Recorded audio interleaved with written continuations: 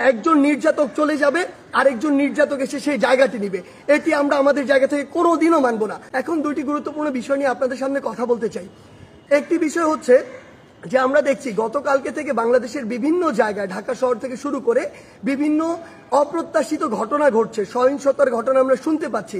আমরা আপনাদেরকে স্পষ্ট করে বলতে চাই, এই যে বাংলাদেশের ছাত্র সমাজ একটি এত বড় আন্দোলন করেছে, একটি ফ্যাসিস্ট একটি সরকারের যে একটি পতন ঘটিয়েছে, সেটি আমরা এই কারণে করিনি যে একজন নির্যাতক চলে যাবে আরেকজন নির্যাতক এসে সেই জায়গাটি নিবে, এটি আমরা আমাদের জায়গা থেকে কোনোদিনও মানব না। বরং এই যে নির্যাতনের যে প্রসেসটি রয়েছে, যে সিস্টেমটি রয়েছে, এই সিস্টেমটি ছাত্র সমাজ বা বর্তমান বাংলাদেশের যে প্রজন্ম তারা চায় না। সেই নির্যাতনের সিস্টেমটি চেঞ্জ করার জন্য আমরা আমাদের এই আন্দোলনটি করেছি, এই অভ্যুত্থানটি ঘটিয়েছি পুরো বাংলাদেশের মানুষকে নিয়ে। সেই জায়গা থেকে বিভিন্ন রাজনৈতিক মতাদর্শ, সে বিরোধী মতাদর্শ হতে পারে কিংবা বিভিন্ন যে রাজনৈতিক মতাদর্শে যা ছাত্র সংগঠন বিভিন্ন রয়েছে, তাদের কথা বিভিন্নভাবে শোনা যাচ্ছে যে তারা প্রতিহিংসার বশবর্তী হয়ে এই বিভিন্ন ভাঙচুরগুলো চালাচ্ছে।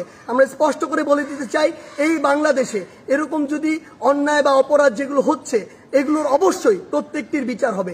সেই জায়গা থেকে আমরা স্পষ্ট করি, আমরা কখনো আমাদের জায়গা থেকে এমন সহিংসতাগুলো সমর্থন করি না। একটি দল 15-16 বছর ধরে বাংলাদেশে এই একটি রেজিম চালিয়েছে, একটি যে স্বৈরাচারী ব্যবস্থা চালিয়েছে, আবার কেউ এসে যদি এটি চালায়, তাহলে আসলে পরিবর্তনটা হলো কি, লাভটি হলো কি?